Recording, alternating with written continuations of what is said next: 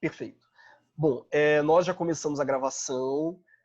Bom dia a todas, todos, todes. Esta é, salvo engano, a nossa nona aula de Filosofia do Direito da Faculdade Nacional de Direito no modelo PLE.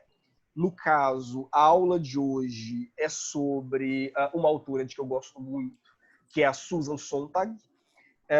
O título da aula é O Corpo como Campo de Enfrentamentos Políticos, Doença e Segregação em Susan Sontag. Nós já estamos, desde Nietzsche, trabalhando com filosofia contemporânea, com filosofia do direito contemporânea, e sempre, como é a proposta da disciplina, desde o início, pensando a filosofia do direito atravessada pela doença e atravessada por pandemias, num esforço para ver em que medida a filosofia do direito pode nos ajudar para refletir sobre o nosso próprio tempo, em última instância, refletir sobre a situação em que nós estamos agora. Bom, a aula de hoje ela vai ser organizada em 4 tópicos. O primeiro é o corpo entre a natureza e a cultura. O segundo tópico, ideias básicas de Sontag. Quer dizer, vou tentar fazer um apanhado geral do pensamento da Susan Sontag. O terceiro, a doença entre a natureza e a cultura. E o quarto, e aí caminhando, aprofundando um pouco no texto que eu selecionei para a aula de hoje, que é o AIDS e suas metáforas, é a dimensão sociopolítica da AIDS. Então, como vocês podem ver, a Susan Sontag é uma autora que escreveu alguns ensaios sobre doença, mas a partir de uma abordagem que ela destoa muito daquela dos filósofos que a gente trabalhou até então. Ela tem uma chave de leitura, na verdade, a meu ver, bastante inovadora, quando ela trata da questão da doença, do doente e do adoecimento, e da questão do corpo de forma geral, e há 2 livros clássicos da Sontag sobre isso, 2 livros que foram muito influentes, que é a doença como metáfora e o AIDS e suas metáforas. Na verdade, o AIDS e suas metáforas é um ensaio, não um livro completo, são 50, 60 páginas. E eu selecionei esse ensaio como material de leitura para a aula de hoje. Quer dizer, inclusive em virtude do impacto enorme que a epidemia de AIDS teve na configuração da nossa própria cultura, dos nossos próprios costumes e comportamentos. A gente ainda vive numa sociedade que, em muitos sentidos, foi delineada por isso, pelo vírus do HIV. Então, a reflexão filosófica, vamos dizer assim, política da Sontag sobre esse processo, em fim da década de 80 e início da década de 90, ela pode ser bem interessante para nós, assim, dentro da linha de discussão que a gente vem desenvolvendo até aqui. Bom, então o primeiro tópico, como eu disse, vai ser esse, o corpo entre a natureza e a cultura. E eu pensei, na verdade, para ilustrar o texto da Sontag, num filme que eu adoro, embora seja um filme extremamente polêmico, a proposta do filme ela é em si bastante polêmica e bastante incômoda, que é Jeffrey. Jeffrey é uma comédia romântica, pasmem, uma comédia romântica gay de 1995, que tem o HIV e a AIDS como pano de fundo.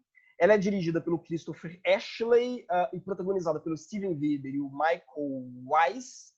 E ela tem algumas participações ilustres, como Patrick Stewart, a Sigourney Weaver e por aí vai. E o contexto da história, como eu disse, é bastante polêmica e em muitos sentidos incômoda, mas é o seguinte, ela trata, o protagonista é um homem gay, livre, desimpedido, que tinha uma vida sexual bastante ativa, até que a AIDS começa a se disseminar pela cidade onde ele vive. E ele, com muito medo, decide nunca mais se relacionar sexual ou amorosamente com qualquer outra pessoa. enfim, entra em pânico e decide cortar relações com qualquer outro homem, né? E com base no seguinte argumento, né? Sexo é sagrado, nunca teve a intenção de ser seguro, negociável ou fatal. Então, enfim, ele decide não se relacionar com ninguém mais. E justamente quando ele toma essa decisão, ele se apaixona perdidamente por outro homem que ele vem a descobrir que é soro positivo. Então a história inteira gira em torno disso, né? Há uma frase que eu acho bastante interessante, porque ele começa a ter uma fantasia, um sonho erótico, digamos assim, com o homem pelo qual ele está apaixonado, e em determinado momento ele diz: não podemos mais ter essas fantasias. Quer dizer, porque na leitura dele, e é interessante, porque o filme ele discute também como o protagonista, né, ele traz também uma certa homofobia internalizada, né, e que diz muito da maneira como ele vê o HIV como uma espécie de castigo divino pela vida que ele levava. Então, no fundo, o filme reflete muito sobre isso, quer dizer, menos sobre a questão do vírus propriamente, e mais sobre essa dimensão moralizante, ou essa dimensão moralista, que acaba impactando a maneira como o vírus ele foi recebido por parte das pessoas na década de 80 e na década de 90. Quer dizer, ele vê aquilo como uma espécie de castigo divino que se abate sobre ele, e como expiação para isso ele precisa, então, se tornar uma pessoa casta, né? E o par romântico dele, digamos assim, que é soro positivo, vai desconstruindo essa noção, né? E tem uma frase do par romântico dele que eu também acho bastante simbólica nessa direção. Ele diz: posso suportar estar infectado, mas não posso suportar isso. Quer dizer, o preconceito. Então é um filme que dialoga muito com essa dimensão simbólica do vírus, e também com a dimensão simbólica da doença, e com essas leituras, ou os problemas causados por essas leituras morais ou moralizantes da epidemia, né? Por isso me pareceu que é um filme que, como vocês verão, ilustra bastante as reflexões que a Susan Sontag pretende pautar. E, de forma geral, é um filme delicioso. Quer dizer, eu adoro comédias românticas e amo filmes LGBTQI+, digamos assim. Então, juntar as duas coisas a partir de um tema tão polêmico, mas de uma maneira tão sensível, digamos assim, uma habilidade rara, eu acho. Ainda mais para um filme de 1995. Não acho que foi um grande sucesso.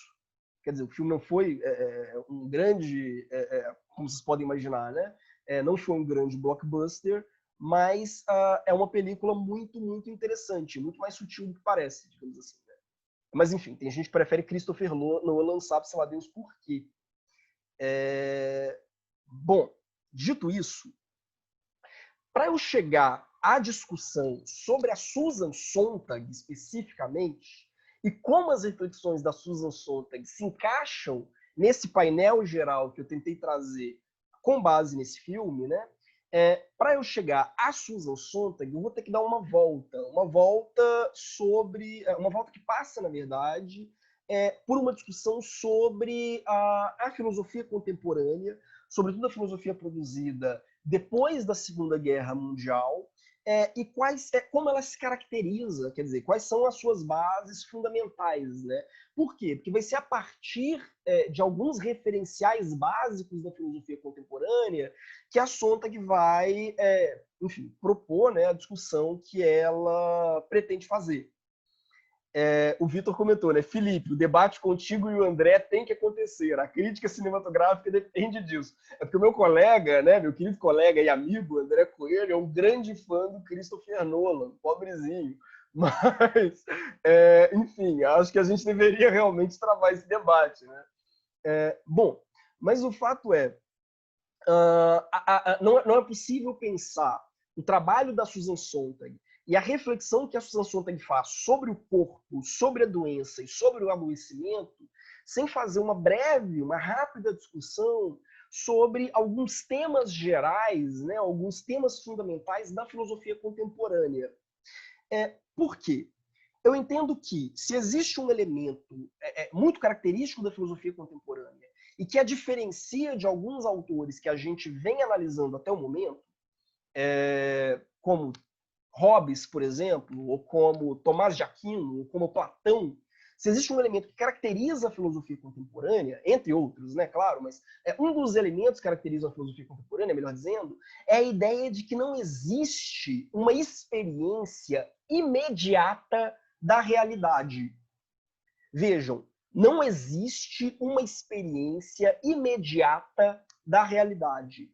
Toda percepção que o indivíduo tem do mundo, dos outros e de si mesmo é mediada por crenças e por valores culturais.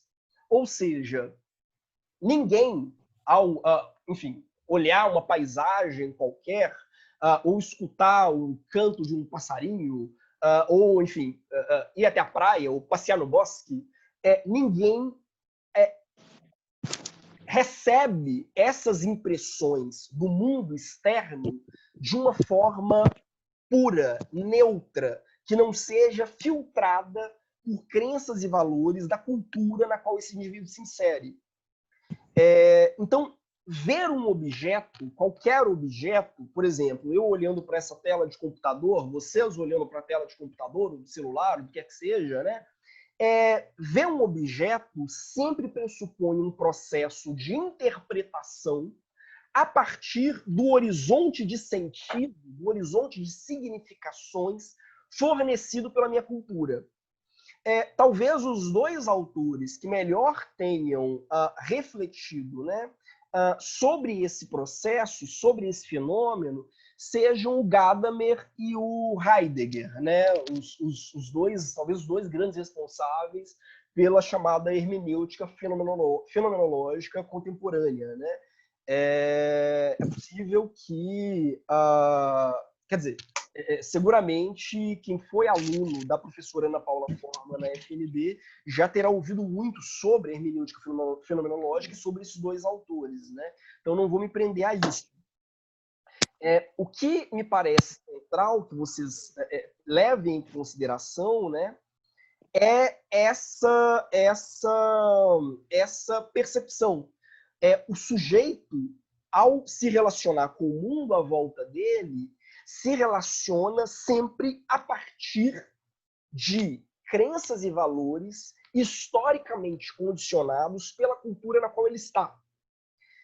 Esse é um dos postulados básicos da filosofia contemporânea. Não há como escapar disso. Um autor como, mesmo um autor, digamos, empirista como David Hume, ele vai acreditar que é possível que um indivíduo veja o mundo de uma forma imediata. A minha percepção do mundo, ela é absolutamente imediata. Já os autores contemporâneos, não. Eles vão entender que toda percepção do mundo ela é marcada pelas crenças e pelos valores da minha cultura. Quer dizer, então, ele sempre, isso implica dizer que toda percepção do mundo pressupõe um processo de interpretação. Eu gosto sempre de dar como exemplo essa imagem, né, que está aqui embaixo, que é ao mesmo tempo um coelho e um pato. Não sei se vocês conseguem ver. Mas você opta, digamos assim, ou você faz um processo, digamos, de interpretação que, em determinado momento, eu vejo um coelho ou vejo um pato. Mas essa interpretação ela nunca é neutra. Não existe uma relação neutra do indivíduo com o mundo à volta dele. É sempre uma relação, repito, enviesada, digamos assim, né? Então, eu posso ler um mesmo objeto de formas diferentes, dependendo dos filtros culturais, digamos assim, de que eu disponho. Por isso, inclusive, que se argumenta que como é que se diz? Que os esquimós possuem 40 palavras diferentes para se referirem à cor branca. Então, quer dizer, a cultura deles, que é uma cultura que depende disso, né, depende desse tipo de relacionamento específico com o ambiente, enfim, repleto de neve, gelo e por aí vai, né? Mas ela pressupõe, quer dizer, aquilo que para mim é só uma tela em branco, para ele, quer dizer, existem 40 cores diferentes em jogo ali, né? Há um autor contemporâneo, que é o Wilfrid Sellars, que ele desenvolveu um conceito, que é o do mito do dado. O que é o mito do dado? É a ideia de que as nossas experiências são dadas a nós de uma forma direta, de uma forma neutra, independentemente, repito, dos nossos preconceitos, das nossas concepções prévias, culturais. E que, no fundo, o que a gente faz ao criar conceitos e categorias é simplesmente colar etiquetas a coisas que nós já percebemos, que nós já observamos antes, quer dizer, que nós observamos de uma forma imediata. O Sellars vai dizer, não, mesmo um bebê, quando ele está começando a compreender o mundo à volta dele, precisa da mediação da cultura, no caso, representada, por exemplo, pela figura dos seus educadores, né? Ele precisa da mediação da cultura para dar significado a esse mundo que ele está aprendendo. Então não existe uma apreensão imediata do mundo. Tranquilo até aqui? Muito abstrato? Professor, mas nesse exemplo aí, não teria aquele problema de quando seria o começo, que ele teria primeiro... ficou meio abstrato demais mesmo. Mas quando, por exemplo, ele dependeria o indivíduo de uma informação cultural do meio dele para entender o significado das coisas. Mas de onde ele teria essa apreensão cultural? Uhum. Bom, mas aí entra uma discussão que eu acho muito interessante. Mesmo o segundo Wittgenstein, por exemplo, ele observava isso. Ser educado, quer dizer, o processo de educação de uma criança é sempre o processo de inserção ou de adestramento em uma cultura. Meu processo de educação não é um processo de familiarização simplesmente com o mundo. É um processo de familiarização com os valores de uma cultura. Você percebe? Entendi. Gira um pouco em torno disso. Por que isso é importante? Porque isso implica dizer que todo fenômeno natural é também um fenômeno político. Não existe um fenômeno puramente natural, no sentido de que todo fenômeno que a gente apreende por meio dos nossos sentidos, digamos assim, é sempre um fenômeno apreendido por meio dos nossos valores culturais. Não existe uma percepção puramente natural do mundo. Toda percepção do mundo é uma percepção mediada por uma cultura e, por conseguinte, uma percepção condicionada por critérios que eles são políticos. Muito abstrato? Olá? Alguém? Não, Acho que deu para entender. Sim. Isso inclusive, isso qualquer fenômeno natural é também um fenômeno político. Quer dizer, isso me faz pensar naquela cena, né, do Parasita, quando quer dizer, o motorista o motorista fake está dirigindo o carro e ouvindo o patrão dele, digamos assim, conversando, né? E o patrão está dizendo, nossa, aquela chuva de ontem foi maravilhosa, deu para refrescar. E o motorista está lembrando que na noite anterior, em virtude da chuva, ele perdeu tudo. Quer dizer, a casa dele foi inundada e por aí vai, né? Quer dizer, a chuva, que é um fenômeno natural, mas ele tem implicações políticas diferentes, uma percepção, quer dizer, a chuva vista como um processo agradável e meramente um mero de sabor pelo patrão, é uma tragédia, né, para as famílias mais pobres, né? Isso marca um pouco essa dimensão, né? A gente sempre experimenta os fenômenos naturais como eventos que são culturais, como eventos que têm uma dimensão, um sentido, um significado cultural. Isso diz respeito, digamos assim, à nossa relação também com o nosso próprio corpo. Quer dizer, a gente lê o nosso próprio corpo a partir das nossas pré-compreensões desenvolvidas pela nossa sociedade. Quer dizer, um exemplo muito básico, assim, muito, muito superficial. Mas você tem, por exemplo, aquelas culturas que valorizam a dor. Então, culturas nas quais a dor, quer dizer, a minha capacidade de suportar a dor, por exemplo, ela é vista como algo benéfico, inclusive. ou culturas como a nossa, profundamente hedonistas, né, que veem, pelo contrário, o prazer como um grande imperativo. Né? Eu devo buscar o prazer físico a custo, né? A satisfação física a todo custo. Isso implica uma percepção diferente do meu próprio corpo. Há questões mais radicais. Né? Aí eu vou dar um outro exemplo, e aí eu acho que pode deixar isso um pouco mais claro, de uma autora de que eu gosto muito. Tenho trabalhado, ela é ainda muito pouco lida em português.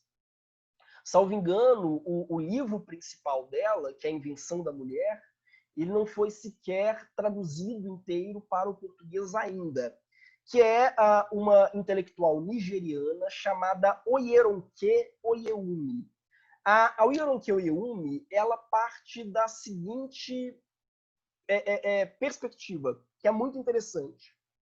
Tá, o dimorfismo sexual, ele é uma realidade natural. Ou seja, existe parte da raça humana que tem, enfim, pênis e uma parte da raça humana que tem vagina, quer dizer, órgãos reprodutores distintos. Agora, transformar o dimorfismo sexual em um critério para diferentes padrões de conduta e diferentes papéis sociais, isso só determinadas culturas humanas fazem. Então, o que ela vai argumentar na cultura nigeriana pré-colonização, o dimorfismo sexual não era base para eu distinguir as pessoas em homens e mulheres. Não havia papéis diferentes para homens e mulheres, quer dizer, não havia papéis diferentes para indivíduos específicos em virtude de alguns terem uma vagina e outros terem um pênis, por exemplo. Quer dizer, isso não era um critério significativo para a organização da vida social, para a distribuição de papéis na vida social. Então, eu não teria pessoas vestindo tais vestimentas ou vestindo outras vestimentas com base no dimorfismo sexual, pessoas se portando de tal ou de tal maneira, por exemplo, na criação de crianças com base no dimorfismo sexual. Por que ela propõe isso? Quer dizer, ela traz isso à discussão. Porque ela vai dizer que, frequentemente, quando a gente generaliza mesmo essas categorias que parecem tão naturalizadas, né, quanto a de homem e mulher, para culturas, né, que não trabalham a partir dessas categorias, o que a gente está fazendo no fundo, colonialismo. Então ela faz uma crítica muito grande, inclusive, ao feminismo branco, e defende a necessidade de pensar, vamos dizer assim, no feminismo decolonial, né, com base nesse argumento. Ela vai dizer, olha, a cultura nigeriana, antes da colonização, simplesmente não conhecia essa diferenciação entre homem e mulher, porque não entendia que o dimorfismo sexual era suficiente para distinguir diferentes papéis sociais dentro da cultura nigeriana, ou dentro da cultura iorubá. Tal como, sei lá, ter ou não sardas não é um critério suficiente para eu distribuir diferentes papéis sociais entre pessoas com sarda e pessoas sem sarda. Pessoas com sarda usam tais e tais vestimentas, pessoas sem sarda não usam, ou pessoas com sardas têm tais e tais funções dentro da família ou dentro do mercado, e pessoas sem sardas não. Então, ele vai dizer, olha, a maneira como essa realidade natural, ou seja, repito, o dimorfismo sexual, o fato de a espécie humana, pelo menos em tese, se distribuir em dois grandes, enfim, quer dizer, parte ter tais e tais genitálias e parte não ter, enfim. O fato de algumas culturas verem nisso um critério, uma base para uma forma de organização e de distribuição de poder mesmo dentro daquela sociedade, e outras culturas não veem, mostra que mesmo a minha relação com o meu corpo é sempre filtrada pela cultura e sempre filtrada pela política. Muito abstrato? Não deu para entender essa parte. Mesmo? Uhum. Sim, deu sim.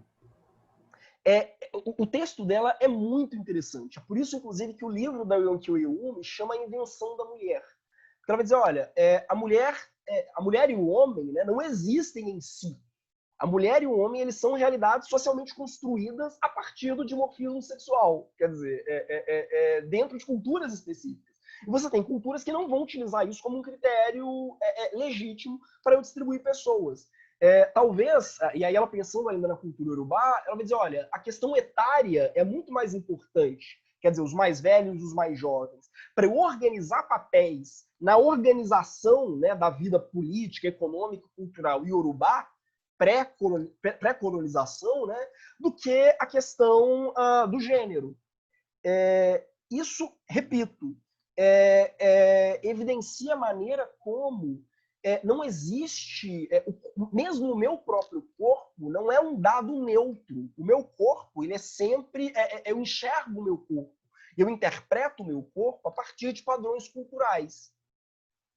O valor que eu dou, digamos assim, ao meu corpo, o papel que eu dou ao meu corpo na minha vida, digamos assim, né, ele é sempre filtrado pela cultura na qual eu estou inserido.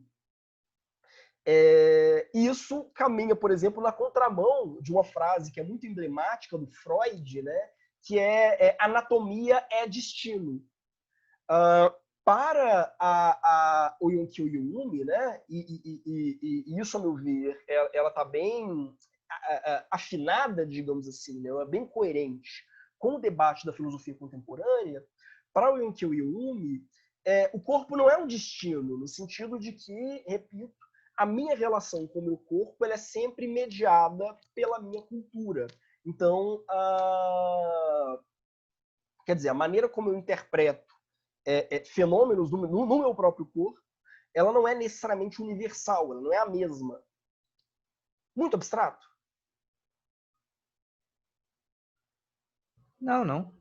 Bom, então, isso tem uma outra implicação que é importante. Que o meu corpo ele se torna um campo de enfrentamentos políticos. Porque se a gente vive, quer dizer, nós de fato vivemos, né, sempre, né, em qualquer cultura que seja, né, a gente vive sempre em meio a choques entre diferentes concepções acerca do que é o prazer, acerca do que é a dor, acerca do que é um corpo saudável, do que é um corpo doente. Se as nossas sociedades elas são sempre muito marcadas por diferentes percepções ou diferentes interpretações sobre o corpo, então o corpo ele acaba sendo um espaço privilegiado de embate político. Aqui eu estou falando de gênero, né? Mas um outro exemplo é a raça. Quer dizer, as culturas africanas, né? As inúmeras culturas africanas pré-colonização, não dividiam o mundo a partir de critérios raciais. Quer dizer, existem brancos, pretos, amarelos. O uso de determinados critérios fenotípicos, como a cor da pele, como instrumento de reparto, como instrumento de distribuição de pessoas, né, de organização de pessoas, ele é caracteristicamente moderno. Quer dizer, ele surge dentro de um sistema baseado nas grandes navegações, digamos assim, e no processo de colonização. Então, não é natural. Quer dizer, a própria ideia de raça ela é uma ideia socialmente construída, né, politicamente construída. Assim como a ideia de gênero. Tranquilo até aqui? Sim, sim. Bom, Tranquilo. eu estou tentando caminhar com calma nessas discussões, porque eu sei que elas são muito abstratas, mas elas são um ponto de partida para a gente entender onde a Susan Sontag vai chegar. Por quê? Bom, o que a gente tem, e aí pensando de uma forma muito geral ainda, é que na filosofia e nas ciências humanas, em meados do século XX, há uma espécie de giro cultural, ou de giro culturalista, que vai entender que a crítica cultural ela é sempre um fundamento para toda e qualquer reflexão. Estou tentando ser bastante genérico. Mas então, se eu quero, por exemplo, hoje, fazer um estudo psicanalítico sobre enfim, a situação da mulher, eu não posso fazer esse estudo em abstrato, um estudo desconectado de um fundo ou de um horizonte cultural, precisamente porque a mulher não existe fora de um fundo cultural, assim como o homem não existe fora de um fundo cultural. Quer dizer, todas as nossas distinções, a maneira como a gente classifica e demarca o mundo à nossa volta, mesmo a maneira como a gente classifica e demarca o mundo aparentemente natural, ela é sempre condicionada por um horizonte cultural. Então, para eu compreender mesmo as realidades naturais, eu preciso sempre partir de uma crítica cultural. Eu preciso sempre partir de uma percepção da cultura que amolda ou que filtra a minha percepção desse mesmo mundo natural. Tranquilo? Sim, sim. Sim? Bom, eu até coloquei como exemplo, né? Não é possível debater a forma como a psique se estrutura sem compreender o impacto de uma dada cultura sobre os indivíduos, né? Isso tem vários impactos, né? Por exemplo, Frederick Jameson, que é um neomarxista que começa a escrever a partir da década de 70. Ele vai dizer, olha, não é possível pensar a economia desconectada de uma crítica cultural. Então, eu tenho que pensar as relações econômicas não são simplesmente relações naturais de produção. Elas são relações culturais e, por conseguinte, eu preciso partir, antes de mais nada, de uma hermenêutica. Quer dizer, eu preciso de uma hermenêutica ou de uma reflexão sobre os valores culturais e, a partir dessa reflexão sobre os valores culturais, eu entendo como a economia se desenvolve. Então, eu não posso partir daquele velho mito, por exemplo, dos sujeitos maximizadores de interesses. Isso traz uma virada que é muito radical. Se a filosofia antiga e medieval era uma filosofia centrada no objeto, era uma filosofia muito centrada nas coisas em si, Platão, Tomás de Aquino e por aí vai, na ideia de que as coisas em si são dotadas de racionalidade, elas próprias, né? E se a filosofia moderna é uma filosofia centrada no sujeito, mas é um sujeito abstrato, na maneira como o sujeito, em abstrato, percebe o mundo, né, e dá racionalidade para o mundo, a filosofia contemporânea ela é centrada na intersubjetividade, ou ela é centrada na cultura, ou na maneira como essa rede intersubjetiva, através da linguagem, através da história, através do trabalho, ela dá significação para um mundo que em si mesmo não tem sentido.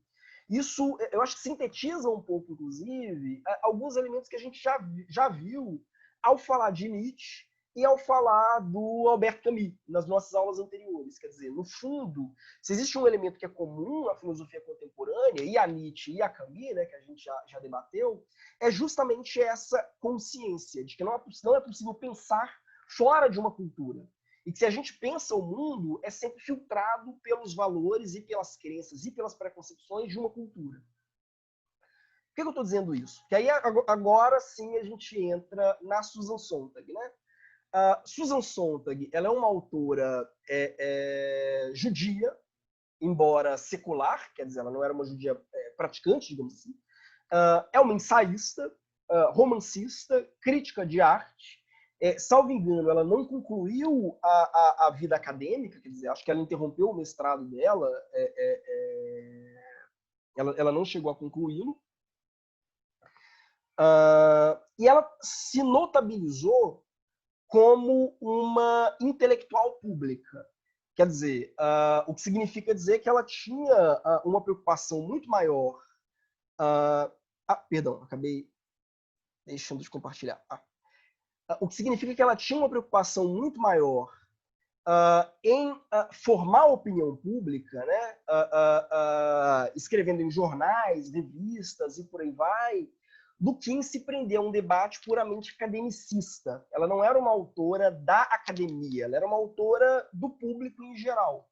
Então, ela chegou a produzir vídeos, ela fazia alguns filmes, né, que não são muito bons, diga-se de passagem. Ela dava várias entrevistas, ela tem uma entrevista famosa de várias e várias páginas para a revista Rolling Stone e para várias outras revistas, para Time, para o New York Times, e por aí vai. Então, ela utilizava da erudição como um instrumento de crítica dos costumes e como um instrumento de ação concreta. Então, vocês verão vários trabalhos dela comentando a guerra no Iraque, a guerra no Kosovo. Ela era uma figura muito ativa nesse sentido.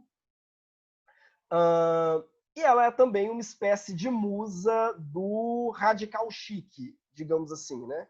A Sontag, ela se tornou uma espécie de modelo paradigmático de uma certa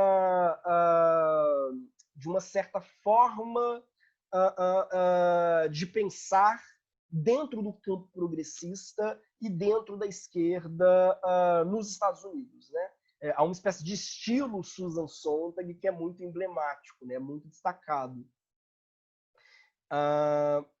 Além disso, é uma das autoras, uma das primeiras autoras, juntamente com Marshall McLuhan, por exemplo, ou Humberto Eco, a verem a cultura pop e a indústria cultural como objetos de reflexão acadêmica.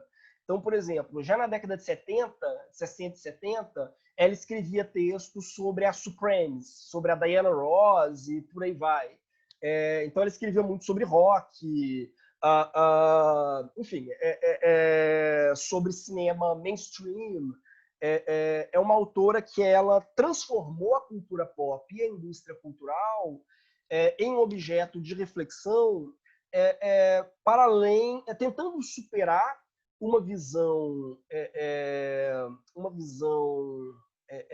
de rejeição absoluta que remontava, por exemplo, a autores como Adorno e a Escola de Frankfurt, de forma geral, né, que, enfim, a partir de um horizonte que alguns poderiam ler, inclusive como um pouco elitista, entendiam que, enfim, toda a indústria cultural é descartável como objeto de reflexão e deveríamos voltar todas as nossas atenções à indústria erudita, né?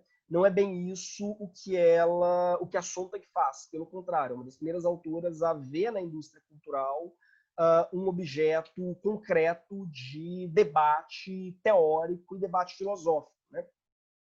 O Vitor comentou, né? O Vitor Ávila. A dificuldade de traduzir o critério etário para o Ocidente é dar um papel privilegiado para o idoso que acumulou burrice durante a vida. Não, calma aí. A dificuldade de traduzir o critério etário para o Ocidente é dar um papel privilegiado para idoso que acumulou burrice durante a vida. Né? Sim, em relação à questão da Nigéria, né, da Yonkiel Iwumi. E ele perguntou, partindo desse antagonismo, com a apreensão do sujeito maximizador de interesses, a filosofia contemporânea pode ser vista como geneticamente incompatível com as premissas do liberalismo ou tem acordo possível? Olha, até tem, mas tem dentro de um horizonte também culturalista. Quer dizer, há autores, digamos assim, pós-modernos que são anarcocapitalistas, que querem ir no inferno, né? Mas sempre levando em consideração a imersão do sujeito dentro de uma tradição cultural. O que eles podem dizer, e frequentemente dizem, é que não, mas então estamos em uma cultura que valoriza o papel do indivíduo e valoriza as liberdades do indivíduo em detrimento da coletividade, e isso, em tese, seria benéfico. Isso é possível também, quer dizer, aqui eu estou discutindo só uma questão de método, uma questão de ênfase.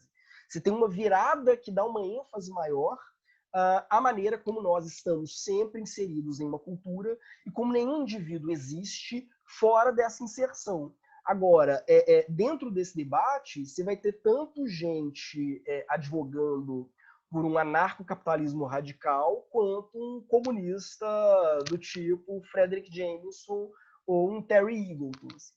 Então, há várias nuances partindo sempre desse mesmo horizonte. Mas agora, isso é um horizonte que é inevitável, que não é possível pensar o sujeito descolado de uma cultura. Isso não é possível, por exemplo, fazer uma epistemologia que parta do indivíduo, ou mesmo do cérebro individual, sem pensar o impacto que a inserção numa cultura tem sobre a maneira como esse indivíduo pensa o mundo.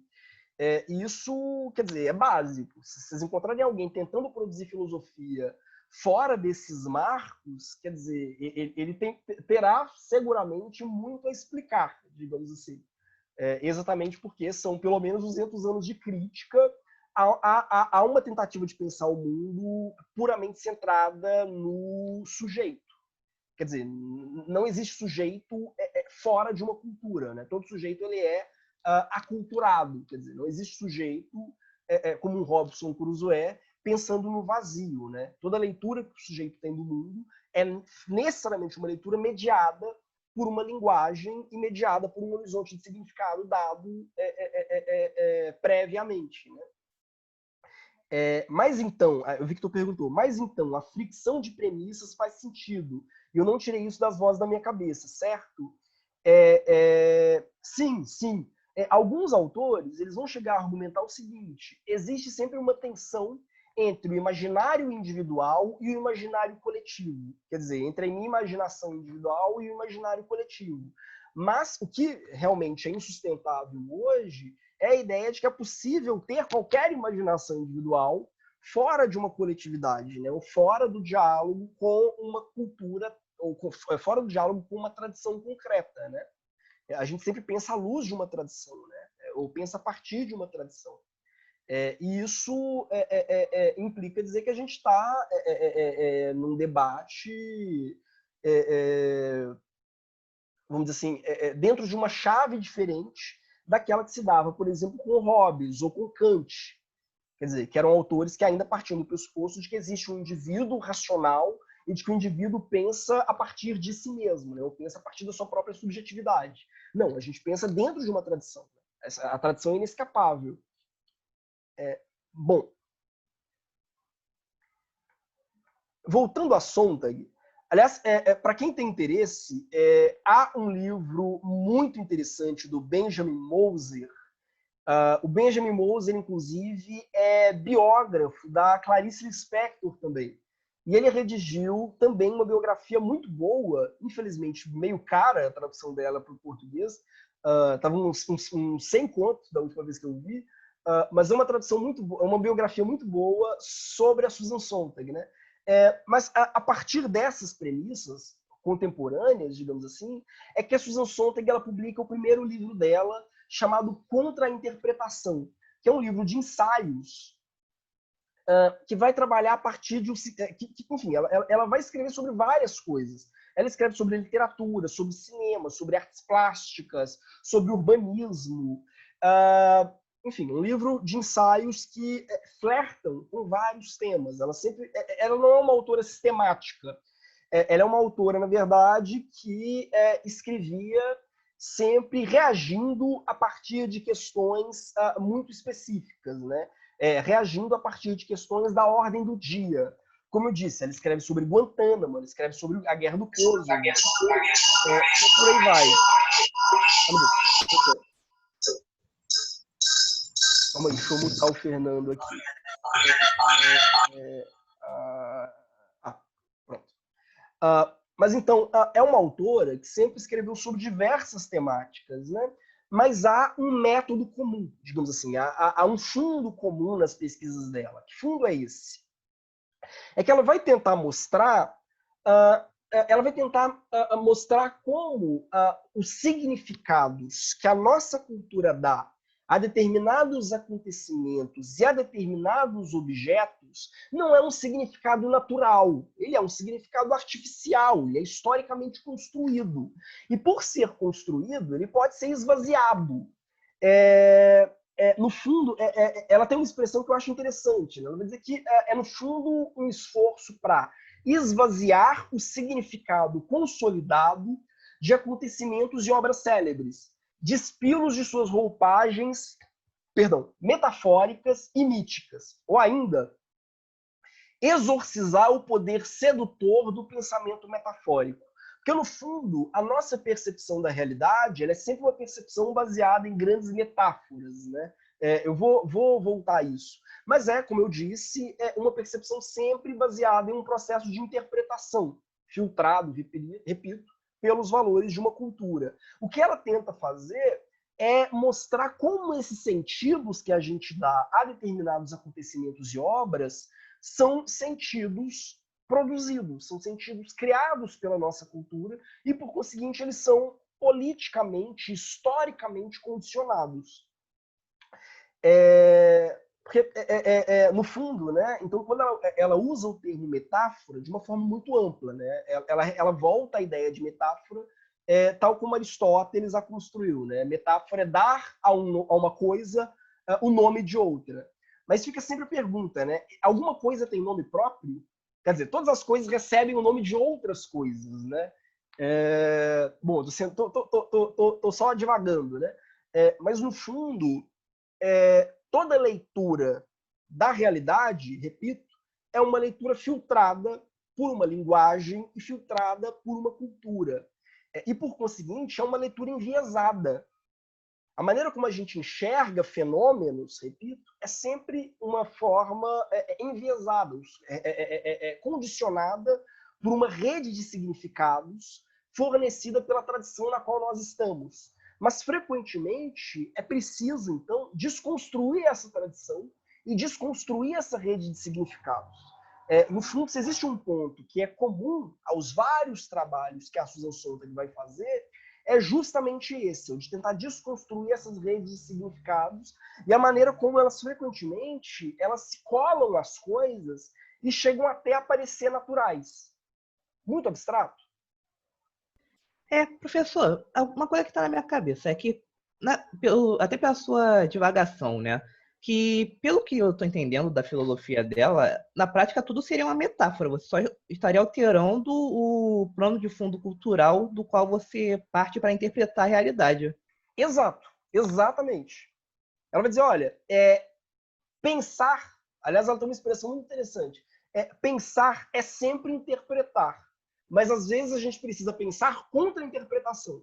Em que sentido pensar contra a interpretação? Oferecer uma interpretação alternativa de um fenômeno que não aquela interpretação constituída ou sedimentada pela cultura na qual nós estamos. Uma interpretação que pode ser um pouco mais saudável, um pouco mais democrática, digamos assim, né? Isso diz muito sobre a discussão que ela vai fazer sobre a AIDS e sobre o câncer também. Ela vai dizer, olha, a gente precisa dar novos significados políticos e culturais a essas doenças que sejam menos opressivos, digamos assim, ou que segreguem menos o doente. Você percebe?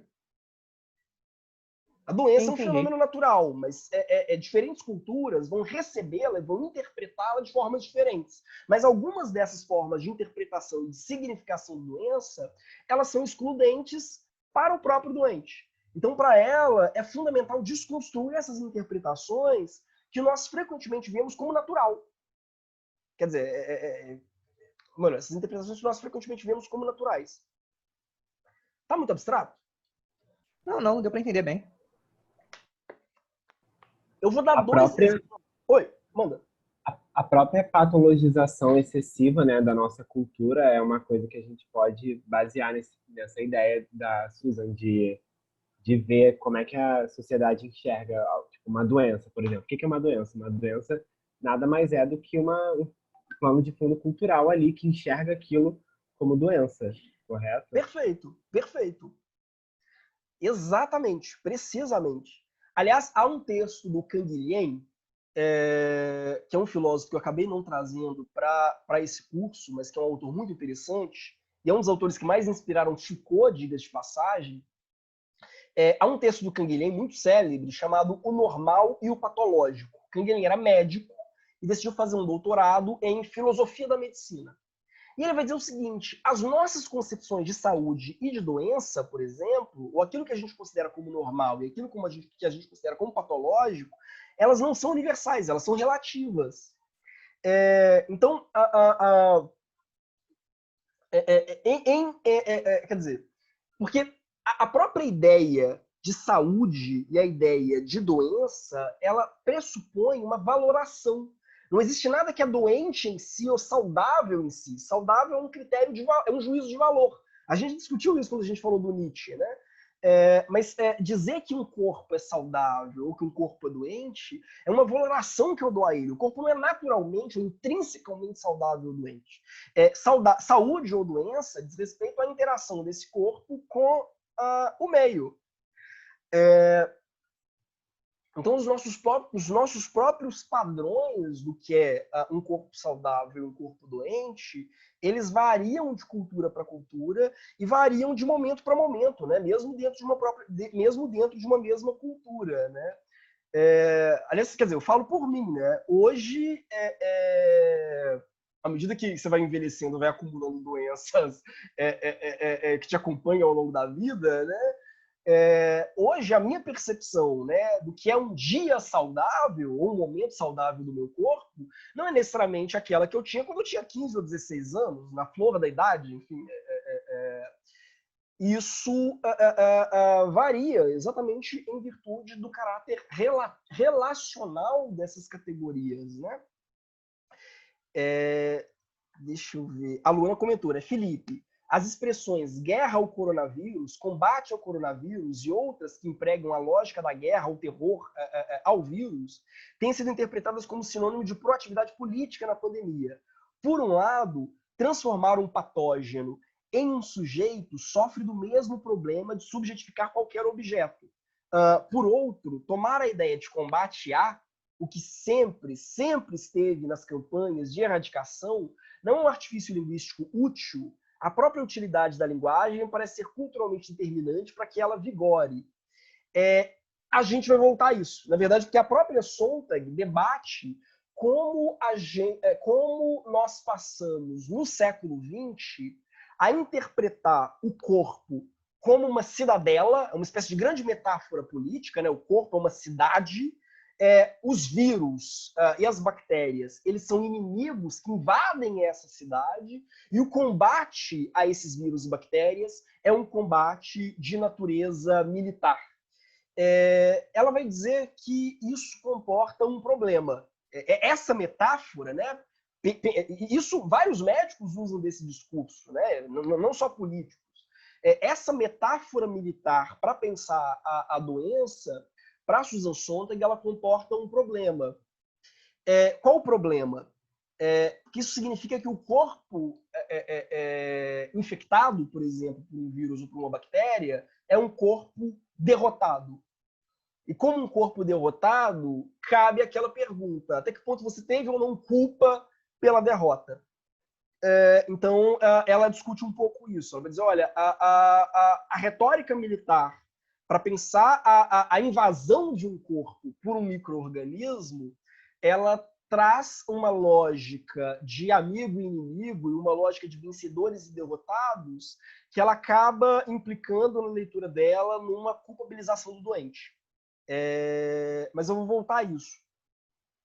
O Renan ele comentou, né? Já li uns textos na internet sobre as diferenças de enxergar a saúde e a doença entre o Ocidente e o Oriente. O Ocidente tem um foco muito específico para o tratamento de sintomas, e isso tem muito a ver com a questão da produção excessiva de medicamentos. No Oriente, a gente observa a prática de diversos tratamentos, ou terapias, massagens, remédios naturais, porque lá tem-se uma percepção de cuidados com a saúde prévios, né? Lá o corpo é enxergado como um todo, para ser cuidado, e não um sintoma do corpo. Uma doença geralmente não tem apenas um fator envolvido. Né? Sim, e há uma outra questão, e aí o Canguilhem ele fala muito, que eu acho interessante, é porque se eu perco de vista o fato de que a doença, eu me sentir doente ou me sentir saudável é um juízo de valor, se eu começo a achar que doença e saúde, ou um corpo normal e um corpo patológico, é algo que pode ser objetivamente mensurável, eu tiro do doente qualquer agenda, né? Que eu vejo a pessoa, que ela está doente ou não, como um mero objeto passivo a ser manipulado por um saber médico prévio. Então não é você que vai dizer se você está se sentindo saudável ou doente. É o médico que vai objetivamente dizer se o seu corpo está saudável ou doente a partir de critérios que ele próprio institui.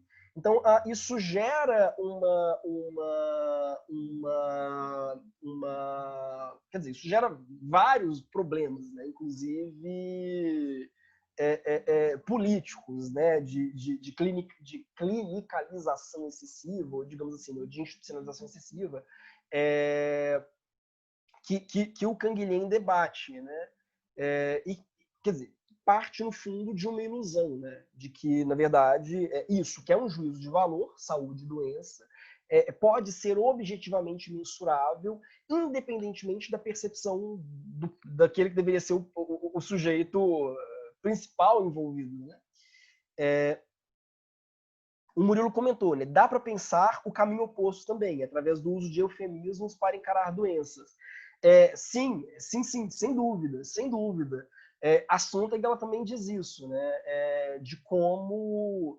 e aí, no caso do câncer, por exemplo, muitas pessoas ainda evitam usar o termo câncer, e como isso, na verdade, implica uma espécie de aura mística, né? Quase sacral para a doença. Né? Bom, mas voltando um pouco, há dois textos da Sontag que eu acho que são muito emblemáticos para a gente pensar como ela vai discutir essa dimensão política e essa dimensão cultural da nossa percepção da realidade.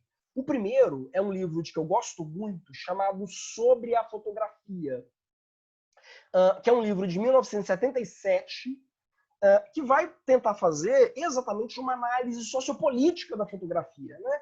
A Sontag, ela foi durante muito tempo casada com uma fotógrafa famosa, a Annie Leibovitz.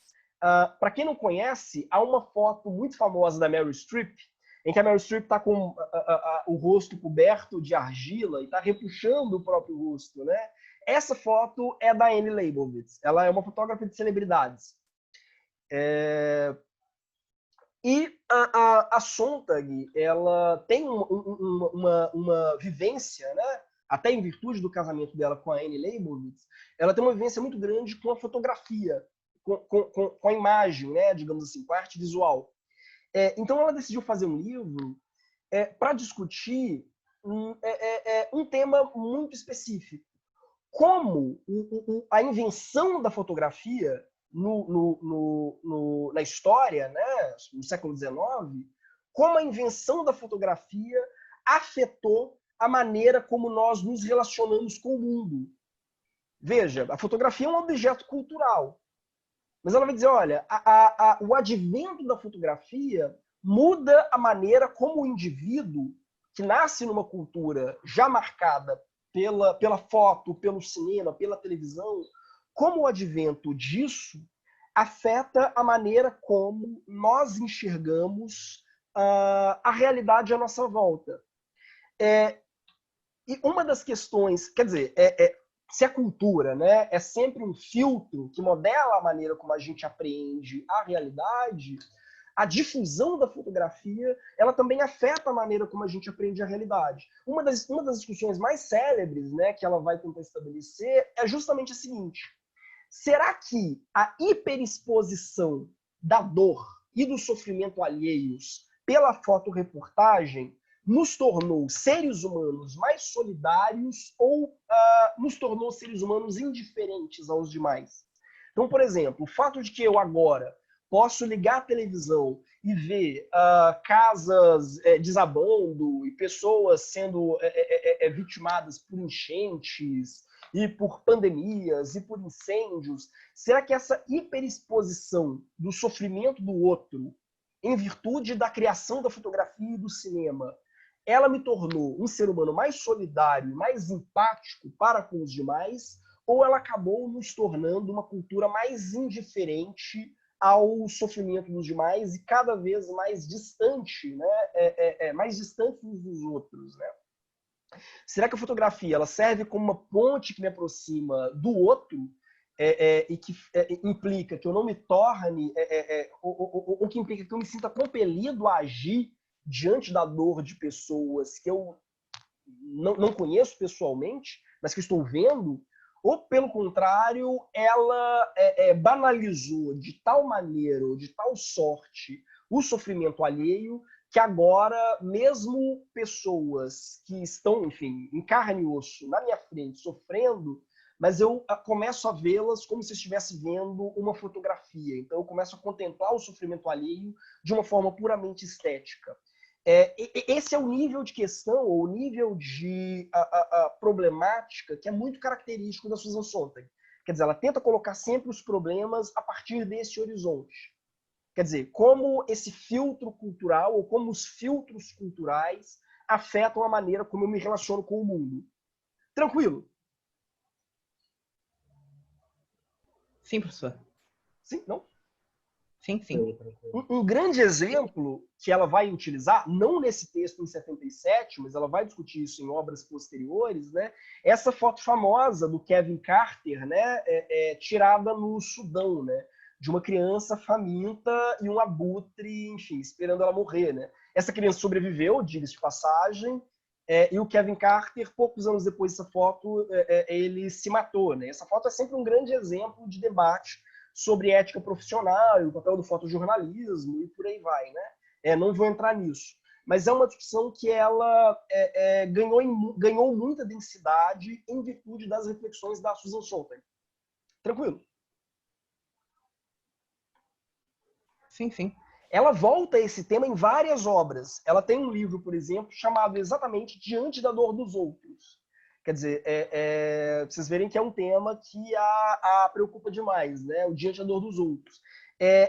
No último livro dela, publicado, quer dizer, é um livro póstumo, mas de ensaios que ela própria organizou. Ela foi publicando os ensaios, como eu disse, muitos dos textos dela são ensaios que ela vai publicando no calor dos acontecimentos, em jornais, revistas e por aí vai, e depois ela compilava em livros.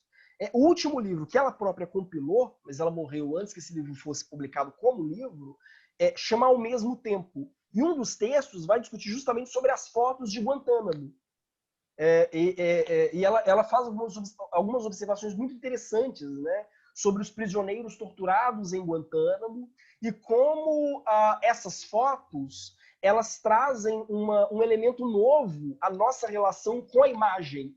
Porque agora, quem publicou essas fotos foram os próprios torturadores, o que mostra até um certo fetiche, né, pornográfico. E essas fotos elas foram divulgadas nas redes sociais, quase como a gente circula nudes, né, nudes de celebridades. Né? Os próprios torturadores tiraram essas fotos e as fotos caíram no domínio público, circulando por redes sociais, de uma forma quase que pornográfica, o que mostra não só uma certa indiferença, mas até um certo prazer em se expor, quase que se expor sexualmente, digamos assim, envolvido na prática da tortura. E ela vai fazer vários comentários, né, de como várias posições que os soldados, né, praticando tortura assumem com as suas vítimas em Guantánamo são posições de teor sexual mesmo, né? Então ela faz toda uma discussão sobre isso, né? E como existe uma espécie de sexualidade fetichista e violenta pós 11 de setembro. Isso também é muito característico do tipo de debate que a Susan Sontag desenvolve, né? Mas, enfim, repito, como isso molda, como esse tipo de imagem molda a nossa cultura e molda a nossa relação com os demais, né? E com o sofrimento alheio, e com a própria compaixão, né? Tranquilo. Ótimo. Isso eu acho Tranquilo. Bom, isso eu acho que é muito característico da maneira como a Sontag pensa e como a Sontag interpreta esses fenômenos culturais. Uma outra obra de que eu gosto muito, que eu acho que é bastante ilustrativa, é Fascinante Fascismo, que é um ensaio que ela publicou na década de 80 em um livro chamado Sobre o Signo de Saturno. Esse ensaio ele tinha sido publicado antes, salvo engano, na New York Review of Books, que é, enfim, uma espécie de... uma revista que é uma espécie de referência para a nova esquerda norte-americana, e a Susan Sontag sempre publicou muito nessa revista, né? E o Fascinante Fascismo é um livro um artigo maravilhoso, que ele é dividido em duas partes. Na primeira parte, ela vai debater o sucesso na década de 70 das fotografias de uma senhora, uma diretora de cinema, chamada Leni Riefenstahl.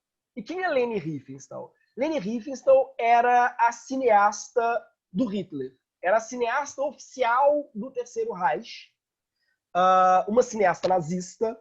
Ela é a diretora de um filme célebre de propaganda nazista chamado Triunfo da Vontade. Ela é também a diretora de Olímpia, o filme nazista sobre as Olimpíadas. E sabe-se lá Deus por quê, ela escapou do Tribunal de Nuremberg, né, e dos julgamentos dos principais articuladores do Partido Nazista. Há o argumento de que, na verdade, quer dizer, ela escapou desses julgamentos, quer dizer, ela chegou a ser indiciada, digamos assim, mas ela conseguiu escapar dos julgamentos, escapar da prisão, em virtude das relações dela com o regime, ao argumento de que ela era uma mera documentarista, uma mera artista, e que, como artista, o objetivo dela era retratar a realidade sem tomar partido.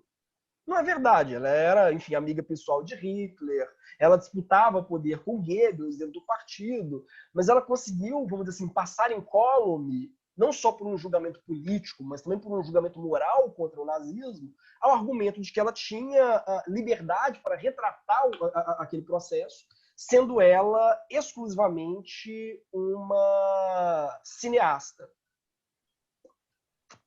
E mais ainda, para mostrar que ela não era uma pessoa racista e não era uma nazista de carteirinha, a Leni Riefenstahl decide, na década de 70, fazer um documentário, uma série de fotografias sobre uma tribo africana, que é a tribo dos Nuba, e que vira um grande sucesso. As pessoas vão visitar a exposição da Leni Riefenstahl. Isso em um cenário pretensamente democrático, né, desnazificado. Né? A Leni Riefenstahl ela é plenamente, vamos dizer assim, ressocializada, digamos assim. Então, várias pessoas, enfim, dão festas, bailes de debutantes para a Leni Riefenstahl. É uma figura que ela circula muito bem em um mundo pós-Segunda Guerra Mundial. E a Susan Sontag, ela vai fazer uma análise do trabalho da Leni Riefenstahl para mostrar que a obra da Leni Riefenstahl continuava, depois do Terceiro Reich, veiculando uma estética nazista, e que, na verdade, havia o que fascinava os cidadãos cheirosos, limpos, liberais e democráticos, né? Na década de 70. O que fascinava essas pessoas na obra da Leni Riefenstahl continuava sendo a natureza nazista da obra dela. Por quê? Aí a Susan Sontag ela faz uma observação que eu acho muito interessante. Ela falou, olha, a descrição que a Leni Riefenstahl faz da tribo dos Nuba é a mesma descrição que ela fazia do povo ariano. Ela vai dizer, olha como os Nuba são um povo saudável, forte, másculo. E eles são assim porque eles são uma raça pura, não contaminada pela mestiçagem. Eles ficaram preservados por estarem num canto da África, livre da presença de outras culturas, como árabes e judeus. Então, os Nuba são uma raça perfeita de homens e mulheres altos, musculosos. Então, a Sontag vai dizer, olha, não acredito que vocês não estão percebendo, vocês não conseguem perceber que esse discurso continua sendo um discurso profundamente nazista. Quer dizer, só mudou a raça pura cultuada pela Riefenstahl. Mas a retórica de fundo segue sendo a mesma. Então, a partir disso, né, ela vai mostrar como, mesmo em culturas aparentemente democráticas e liberais, a nossa rede de significados e as nossas chaves de interpretação do mundo podem continuar sendo profundamente totalitárias, né, ou profundamente autocráticas. Quer dizer, a gente precisa, então, aprender a ler o subtexto, né? Ver como os sentidos e as interpretações que a gente dá ao mundo podem estar profundamente enviesados, ainda que a gente tente dar a isso uma moldura liberal e democrática, digamos assim, né? Um outro elemento, enfim, a segunda parte desse texto, vai discutir justamente o uso na pornografia contemporânea de elementos como uniformes e por aí vai, que remontam ao Terceiro Reich. Então, ele vai dizer, olha, existe na nossa cultura, repito, né, no nosso horizonte de sentido, vários filmes, livros e revistas pornôs que se situam em Auschwitz, por exemplo. Então, isso implica que a gente ainda vive numa cultura que tem que se deixa fascinar, que se deixa seduzir assustadoramente pelo fascismo e pelo nazismo, que mostra que o processo, vamos dizer assim, de desnazificação é ainda um processo incompleto, né? Enfim, repito, a maneira como a gente filtra o mundo, a maneira como a gente interpreta o mundo, ainda é profundamente enviesada por um fascínio pelo autoritarismo. Tranquilo? Sim, sim. Sim? Tranquilo. Eu acho engraçadíssimo quando ela começa a descrever, quando ela começa a comentar, na verdade, a maneira como a Leni Riefenstahl descreve os Nuba. Enfim, é sensacional. Bom, mas esses elementos, eles são importantes para a gente entender a reflexão que a Susan Sontag vai propor sobre doença e sobre adoecimento. E aí a gente já entra na terceira etapa da aula, que é a doença entre a natureza e a cultura.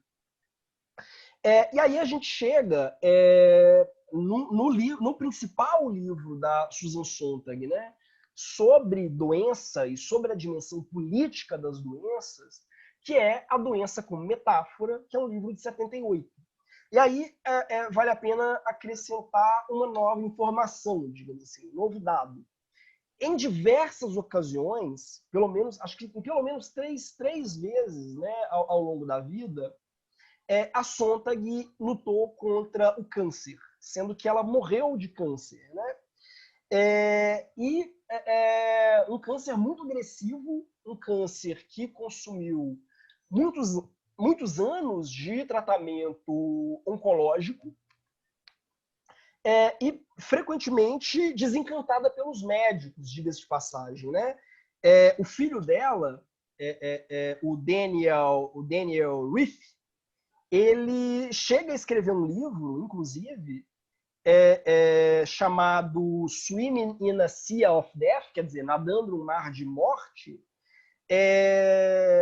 dizendo, na verdade é um livro, inclusive, muito duro, dizendo que a infância dele com a Sontag foi uma infância horrível, porque ela era uma pessoa que tinha uma visão muito, como é que eu vou dizer, muito desesperada em relação à morte. Quer dizer, ele disse que ela tinha um medo muito grande de morrer.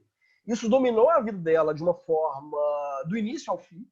Isso é engraçado, isso fica até evidente em alguns ensaios dela. Se pegarem, por exemplo, o ensaio dela sobre Elias Canetti, que era um outro autor que tinha pavor da morte, de forma geral, ou o ensaio dela sobre a Simone Weil, que, pelo contrário, era uma louca que morreu aos 33 anos, né? Uma figura interessantíssima, que se matou aos 33 anos, na verdade, né?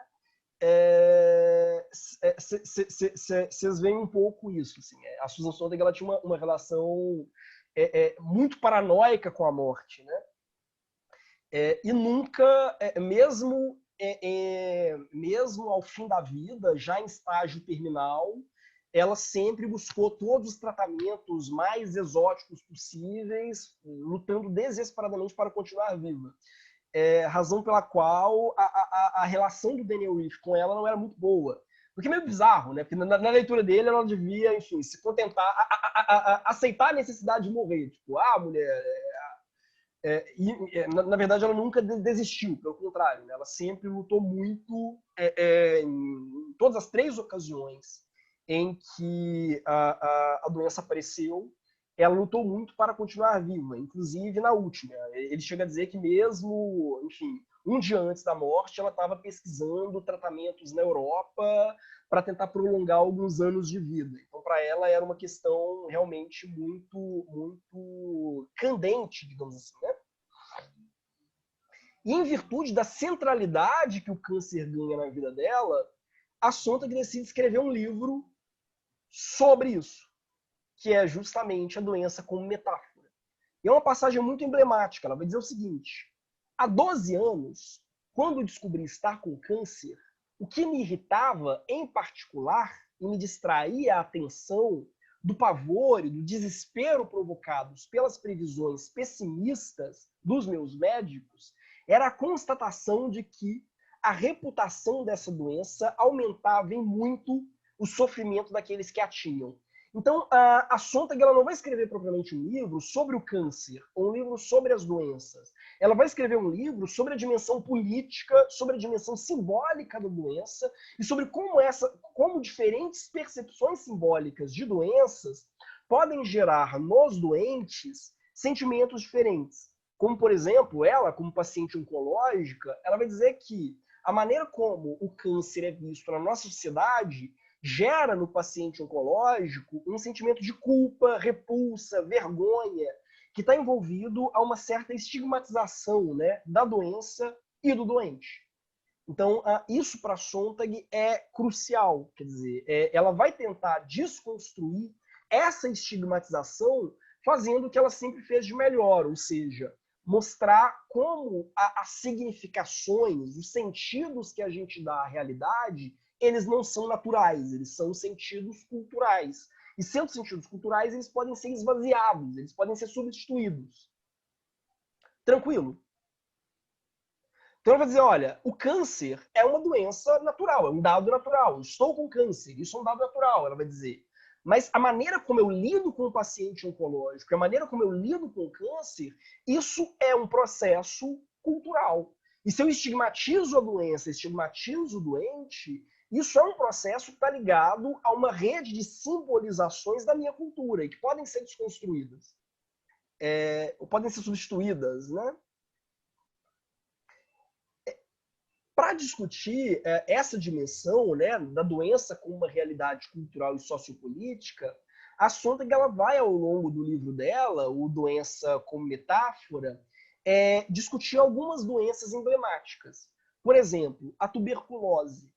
No século XIX, a tuberculose era vista frequentemente como uma doença glamurosa. Então, você ter tuberculose era chique. Você morrer de tuberculose não era visto como algo que segregava o doente. Isso para ela mostrar, quer dizer, acho que é um exemplo emblemático para mostrar como a nossa percepção cultural das doenças varia, né? Ter tuberculose estava ligado a você ter uma alma sensível, você ser uma pessoa com uma hipersensibilidade. A tuberculose era a doença dos grandes escritores, né, dos grandes poetas. Então, um indivíduo com uma alma excessivamente sensível, excessivamente poética, um indivíduo dotado de gênio romântico e de um grande temperamento, teria uma propensão à tuberculose. Então ela vai dizer, olha, século XIX era isso. A sífilis, por outro lado, era lida de outra maneira. A sífilis, ela, durante um certo tempo, ela foi interpretada como um símbolo de uma atividade mental intensa. Indivíduos geniais, como Nietzsche, poderiam ser acometidos de sífilis, porque a sífilis era o resultado disso. Não era estigmatizado, pelo contrário, ele é celebrado, pelo menos em determinadas culturas, né, como aquele que foi dotado de uma mente afiada. Né? No Brasil colonial, eu não sei se já chegaram a ler Gilberto Freire, Gilberto Freire, em Casa Grande Senzala, ele dá um exemplo que sempre me chocou. No Brasil colonial, você ter marcas de sífilis, o rapaz ter marcas de sífilis era um indicativo de que ele atingiu a maioridade sexual. E o rapaz que não tinha marcas de sífilis era considerado pouco viril ou efeminado. O Gilberto Freire diz isso em vários momentos. Então, nas casas senhoriais, né, era natural que o jovem ele fosse estimulado a ter relacionamentos com profissionais do sexo até que ele contraísse a sífilis, né? Porque a sífilis as marcas de sífilis eram um indicativo de virilidade ou de potência sexual. Olha que loucura, né?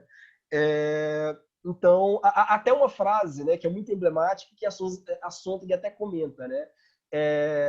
Sífilis é algo que todos têm em grau maior ou menor. No século XIX isso era, pelo menos em alguns contextos, uma realidade, né? Inclusive na cultura brasileira, né? Então, no fundo, não era sequer visto provavelmente como uma grande doença, era algo absolutamente natural, inevitável. Os jovens eram quase que estimulados a contrair sífilis, para aqueles que chegaram à fase terciária, que é a fase que atinge o cérebro, era algo quase que celebrado como indicativo de atividade mental intensa. A Sontag ela cita, inclusive, o Doutor Fausto, que é o livro do Thomas Mann, em que o indivíduo faz um pacto com o diabo, e o que o diabo dá a ele é precisamente sífilis. Quer dizer, para que ele tenha 20 anos de genialidade antes de ser levado para o inferno. Né? Então, quer dizer, por que ela está dizendo isso? Porque a maneira, quer dizer, a doença em si, a tuberculose, a sífilis, o câncer, e o câncer, né, ele é interpretado de outra forma, né? Ele é a doença dos introvertidos, como espécie de traição do corpo. Aquele indivíduo, isso a gente ouve ainda muito, né? Não, se você guarda muito rancor, você vai acabar gerando um câncer. Olha, eu preciso brigar com fulano no meu departamento, porque do contrário ele vai me criar um câncer, né? Então, o câncer seria a doença daqueles que não conseguem extravasar as suas próprias emoções, né? O que a Sontag vai dizer? Existe um imaginário social em torno das doenças. Nenhuma doença é percebida de forma pura, neutra, natural. A doença ela é sempre recebida dentro de uma rede de significações culturais. É o caso da tuberculose, é o caso da sífilis, é o caso do câncer, né? E mais, né? Ela tem uma frase que eu acho muito interessante. Toda sociedade, ao que parece, precisa identificar uma determinada doença com o próprio mal. Uma doença que torne culpadas as suas vítimas. Porque dentro desse imaginário da doença, né, existe sempre uma necessidade de culpar, punir e censurar. Então, tem toda uma mobilização ideológica, né, contra a divergência que opera em torno dessas doenças. Né? Por exemplo, e aí ela vai argumentar isso, né? Ela, como paciente oncológica, frequentemente foi estigmatizada. As pessoas a viam como se ela tivesse alguma culpa pelo fato de ela estar com câncer. Então, como se ela estivesse sendo punida por alguma coisa. Por exemplo, você teve câncer 3 vezes ao longo da sua vida, isso se deu porque você não teve uma vida serena, porque você não praticava yoga, porque você não fazia meditação, ou porque você comia muito fast food, ou porque você vivia em Nova York ao invés de viver em Los Angeles. Então, havia um esforço para uma necessidade de culpabilizar o doente e ver no câncer uma espécie de castigo ou o resultado de alguma falta cometida previamente, né?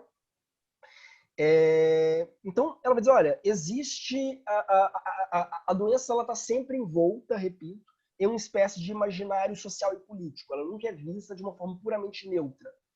Isso se dá porque nós temos, né, várias metáforas corporais no nosso discurso sobre a política e várias metáforas políticas no nosso discurso sobre o corpo. E aí entra aquele comentário da Luana, né? Primeiro, né, o que seriam metáforas corporais no discurso sobre a política? A gente frequentemente pensa a sociedade como um corpo, como uma espécie de grande corpo. Desde Platão ou de Aristóteles, né? Eu vou dar um exemplo simples. Se vocês pegarem V de Vingança, tanto o filme quanto a revista, vocês vão ver que os diferentes setores, né, os diferentes ministérios do governo, eles são classificados como órgãos do corpo. Então você tem os policiais, que são os dedos. Você tem aqueles que trabalham com o sistema de comunicação, que são os ouvidos. O governante é o cérebro, a cabeça, não sei. Todos são divididos como partes do corpo. Né? Isso é muito comum.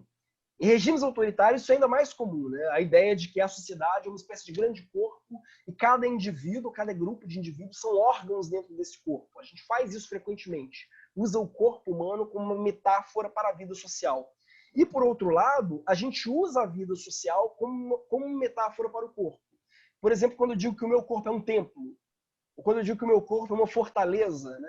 Quando a gente pensa o corpo como uma grande fábrica produtiva, no qual cada órgão funciona como um indivíduo dentro de uma linha de montagem.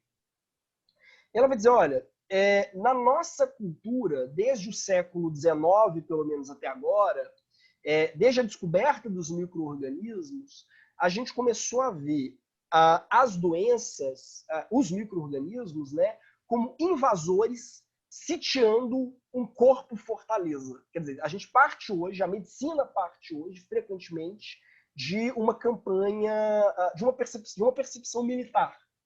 Quer dizer, os micro-organismos são invasores que como soldados estrangeiros que invadem uma cidade inimiga e essa cidade ela precisa ser reconquistada por meio de antibióticos, por exemplo. Isso traz um discurso na leitura da Sontag, que é um discurso de vitória, derrota e culpa. Quer dizer, se você se deixa abater pelo coronavírus, é porque você deixou que o seu corpo fosse derrotado. Se você vence o coronavírus, é porque você é um guerreiro, enfim, proeminente, né? Então, acaba sempre trazendo uma espécie de, na leitura da Sontag, né, uma espécie de lógica de culpabilização do doente. Eu divido os doentes entre vencedores e derrotados, né, entre aqueles que enfrentaram militarmente a doença, né? Ainda que ao custo que fosse, e conseguiram escapar dela, e aqueles que se deixaram derrotar em virtude de erros estratégicos, por exemplo, né?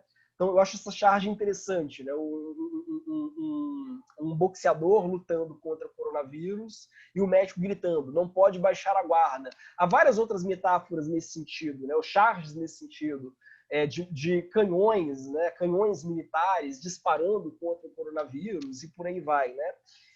Mas ela vai dizer isso, quer dizer, diferentes culturas vão usar metáforas diferentes para pensar a doença e metáforas diferentes para pensar o combate à doença, pensar a medicina, né? Hoje, talvez, a metáfora por excelência seja pensar a medicina como uma campanha militar, o que diz muito sobre a maneira como a gente pensa o corpo do doente. Pensa o corpo do doente como um território em guerra, um território a ser ocupado. Tranquilo. Sim, sim. É até aquela lógica, né, que às vezes aparece na televisão ou de política que que o coronavírus não vai te derrubar se você for um atleta, uma coisa assim, né? Sim, sim, sim. E é engraçado, eu penso, eu me lembro das campanhas contra a dengue, por exemplo, né, que a gente fala que estamos em guerra contra a dengue. A Luna comentou, né, em guerra contra o coronavírus.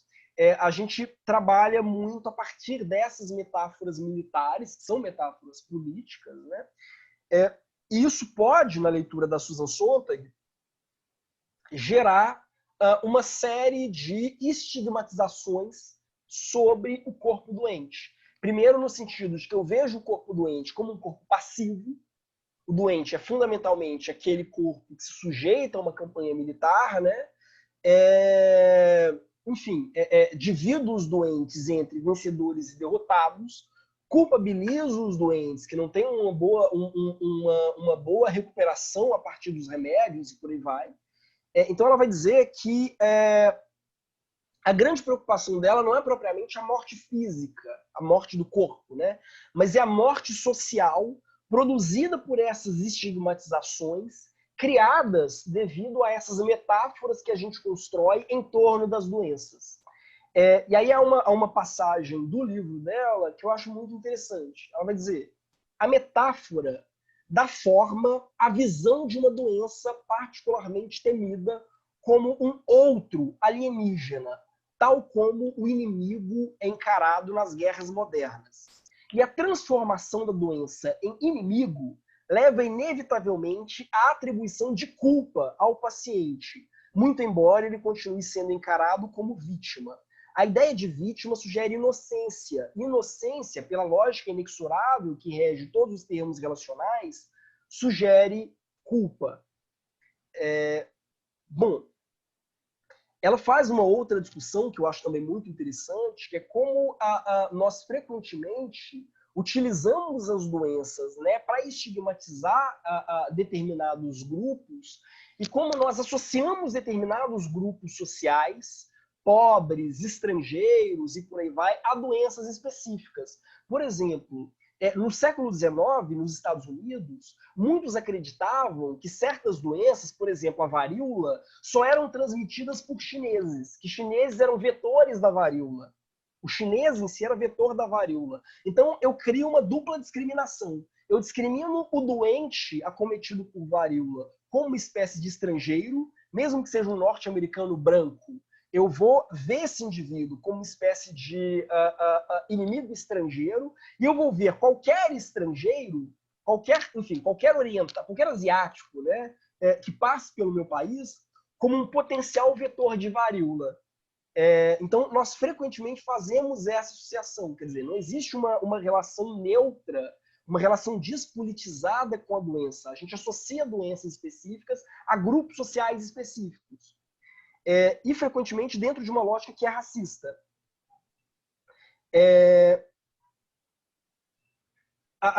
Igualmente, né, a Sontag ela vai dar o seguinte exemplo. Para os ingleses, a sífilis, durante muito tempo, ela foi chamada de mal francês, em virtude das guerras quase que fratricidas entre franceses e ingleses. Né? Para os franceses, a sífilis era designada como mal alemão. Para os japoneses, a sífilis era chamada de doença chinesa. Então, as doenças, elas frequentemente são utilizadas dentro de um horizonte metafórico em propagandas racistas e xenófobas como uma forma de segregar imigrantes e também como uma forma de segregar pobres, né, que são, no fundo, estrangeiros vivendo em nosso meio, né? Então, os pobres, eles são sempre os outros, independentemente da cultura onde eles estejam, né? Então, eles sempre foram vistos como figuras privilegiadas, né, de contaminação, como aqueles agentes infecciosos por excelência, né? Então, assim, toda uma mitologia que associa pobres e estrangeiros a certas doenças infecciosas. É possível, aliás, há um livro muito interessante chamado Yellow Peril, né? O perigo amarelo, que ele vai discutir exatamente isso, como com o aumento da presença de asiáticos, sobretudo de chineses, nos Estados Unidos, há a criação de uma certa mitologia que associa os chineses à difusão de doenças específicas. Assim como havia também a crença muito difundida de que os negros seriam vetores de doenças específicas, né? Dentro de uma leitura racializada, né? Então não há como, repito, pensar de uma forma despolitizada a disseminação dessas doenças, né? O Gustavo, ele comentou, calma aí, professores, estou sem webcam no estágio, vou digitar. Lembro de alguns personagens da literatura, não apenas os que ela cita, a fonte dela é sumariamente literária, na construção do primeiro ensaio, e extremamente condensado sobre o jugo da doença. Thomas Mann foi um hipocondríaco de primeira categoria. Boa parte de suas obras reflete a morte e a doença. Inclusive, ele é acusado, quando da ascensão do Terceiro Reich, de ter colaborado para a instalação do medo e terror que cercou a Alemanha, sobretudo o campo cultural, né? Hans Castorp, na Montanha Mágica, né? O Gustav Aschenbach, em Morte em Veneza, são exemplos supremos disso. Em relação ao Castorp, quando o personagem está no sanatório, Mann fala em determinado momento que toda doença é amor transformado, ou seja, toda doença é a externação do sentimentalismo reprimido, não liberto. Castor possui uma sexualidade ambivalente no romance, tida como ambivalente, né? Bissexual. Agora, eu gostaria de pontuar e perguntar como percebemos esse imaginário sobre as doenças do momento, as psicossociais. Me parece, nesse sentido, que as metáforas em relação a essa categoria surgiram com tudo. O indivíduo com a TAG, transtorno de ansiedade generalizado, ou uma depressão, ou um transtorno de personalidade, é quase sempre aquele que se afastou de Deus, não está em Deus. É um indivíduo que performaram fora da norma, o corpo excluído. Mann tem um certo contato com a doença e a morte. De certo modo, a doença é caminho para vencer a morte. É basicamente isso que ocorre com Castor, que ocorre após 7 anos de sanatório, né? Não, observação perfeita, assim, perfeita, perfeita, perfeita, brilhante. Há um texto do Byung-Chul Han,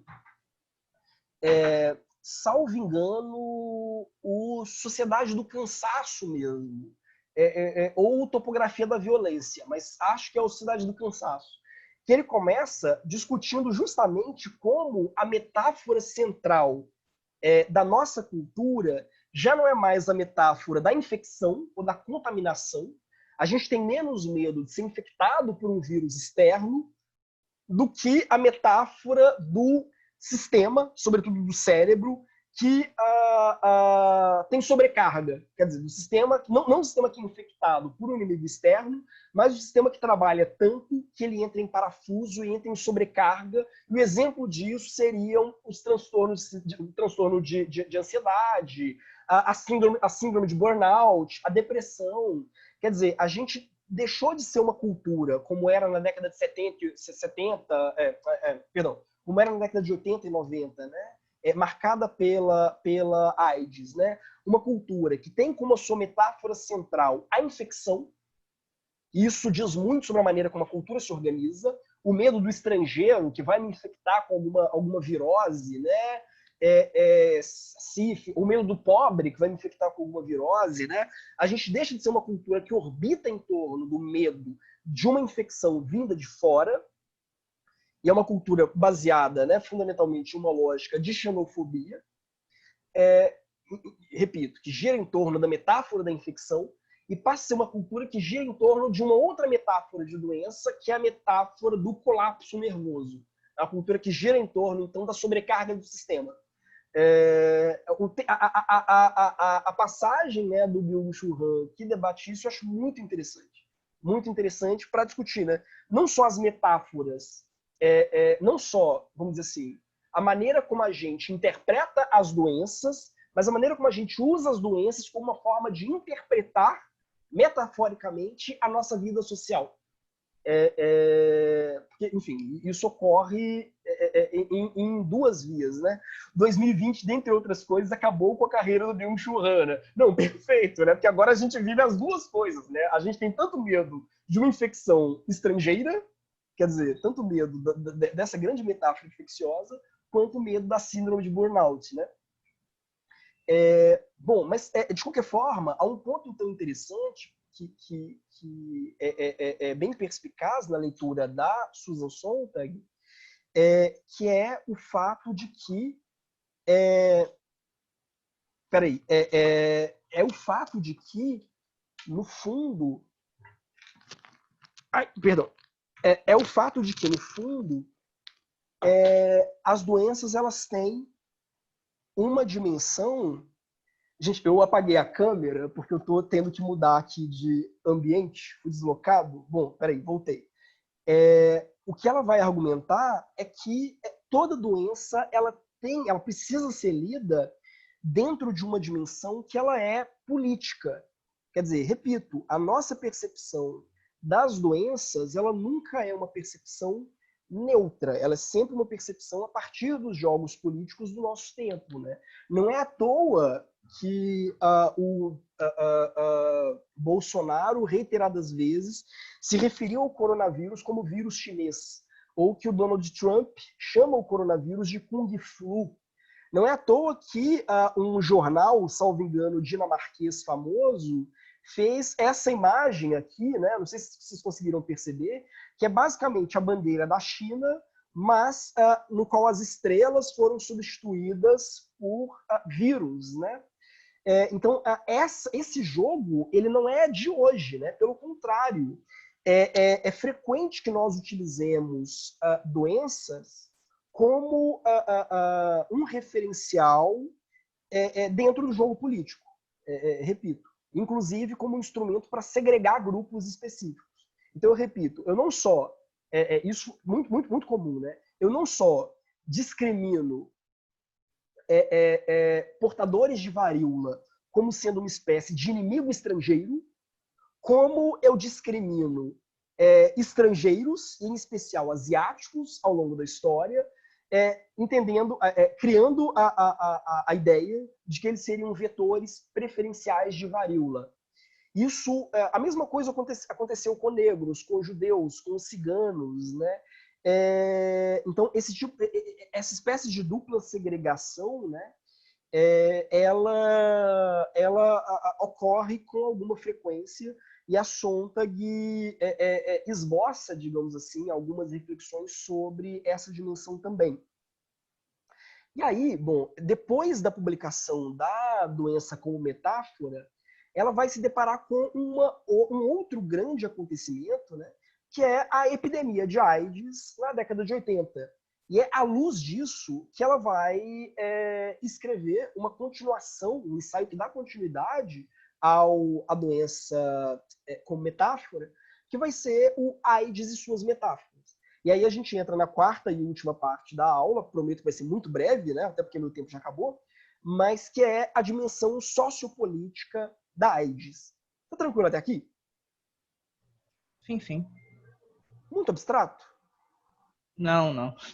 Agora está mais concreto que você falou no início. Você trouxe no início. Mas agora vocês conseguem visualizar melhor as categorias que ela está tentando manejar? Sim, sim. Porque ela vai escrever o AIDS e suas metáforas em 1989 e vai ser um texto não sobre a AIDS em si, ou sobre o HIV, o vírus do HIV, ou qualquer coisa do gênero, né? Vai ser sobre as representações políticas e culturais da AIDS, né?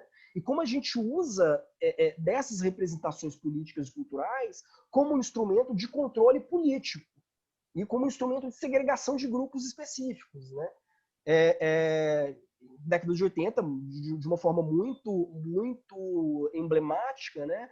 Como um instrumento de segregação de homossexuais, bissexuais e por aí vai. E ela vai dizer o seguinte, o câncer, que era, vamos dizer assim, a grande doença da década de 70 e 60, né? Ele era frequentemente visto como um processo de subversão interna, quer dizer, o corpo se rebelando contra si mesmo, né? Já a AIDS, ela vai trabalhar a partir de um outro horizonte, que é o de poluição, é o de poluição mesmo, de contaminação. É o que casa muito bem com a linguagem de paranoia política dos governos neoliberais a partir da década de 70. Que começa a sedimentar a partir da década de 70, melhor, né? Uma espécie de medo, de uma apreensão permanente de contágio, que vai acabar transformando o soro positivo em uma espécie de pária que seria punido em virtude do seu hedonismo radical, né? A AIDS ela seria um sintoma de uma vida marcada pela irresponsabilidade, pela delinquência, por uma sexualidade divergente, né? A Andrea Giovanetti, que escreveu um artigo no Brasil na década de 90, mas muito inspirado pelas reflexões da Sontag, né? Ela vai dizer isso, né? O soro positivo seria a morte que ele mesmo escolheu, ele seria a encarnação da morte. Então você cria toda uma mitologia, toda uma rede de metáforas em torno disso, e que servem, repito, como uma forma de segregação de grupos de sexualidade divergente. Eu associo esses grupos a HIV e associo o HIV à morte em si, né? Vamos dizer, a morte encarnada, e crio uma série de instrumentos de segregação que acabam servindo como uma chave política mesmo, né? Uma chave de exclusão política. E aí, eu coloquei dois cartazes, um de um filme, né, que é o Philadelphia, que debate um pouco essa dimensão, e outro de uma série que eu gosto muito, que é Angels in America, que é, na verdade, uma peça teatral do Thomas Kushner, é isso? Eu esqueci completamente o nome do cara. Mas, enfim, fizeram uma série, isso, do Tony Kushner, Tony Kushner, isso? Bom, esqueci. Mas fizeram uma minissérie baseada na longa peça teatral que ele desenvolveu, né? E também sobre a segregação causada em virtude da pandemia de AIDS na década de 80, né? E a Sontag ela tem uma passagem que eu acho que também é bem interessante. Ela diz o seguinte: durante muito tempo, praticamente até o momento em que surgiu uma cura fácil para a doença, a ideia de que a sífilis, só está falando da sífilis, a ideia de que a sífilis representava um castigo para o indivíduo transgressor não se distinguia completamente da ideia de que ela vinha punir toda uma comunidade licenciosa. Exatamente o que se dá agora com a AIDS nos países industrializados. Então, repito, né, você tem a ideia moralizante da doença como uma espécie de castigo divino, que eu não vejo a doença como um fenômeno puramente natural, né? Eu dou a ela uma interpretação moral e política e estética, e começo a interpretá-la como uma espécie de emblema ou como uma espécie de marca para punir um grupo específico em virtude de um comportamento desviante, né? Então, a doença ela seria uma forma de desumanização de um grupo que não vive de uma forma plenamente humana por se deixar arrastar por um comportamento sexualmente desviante. Então, a Sontag ela vai desenvolver o texto dela, o ensaio dela, fazendo uma reflexão precisamente sobre isso, né? Sobre como a AIDS, na década de 80, acabou se tornando uma espécie de grande metáfora que funciona como uma ferramenta de segregação política e de condenação. Tranquilo até aqui? Sim, sim. Sim? Não? Sim. Bom, Sim. então, quer dizer, é como se toda pessoa de sexualidade desviante, né, uma sexualidade que não seria normalizada, paradigmática, com muitas aspas, né, toda pessoa de sexualidade desviante, ela seria um potencial vetor do HIV, e toda pessoa soropositivo seria, saiba ela ou não disso, pertencente a um grupo de sexualidade desviante, por isso ele estaria sendo, de alguma forma, punida.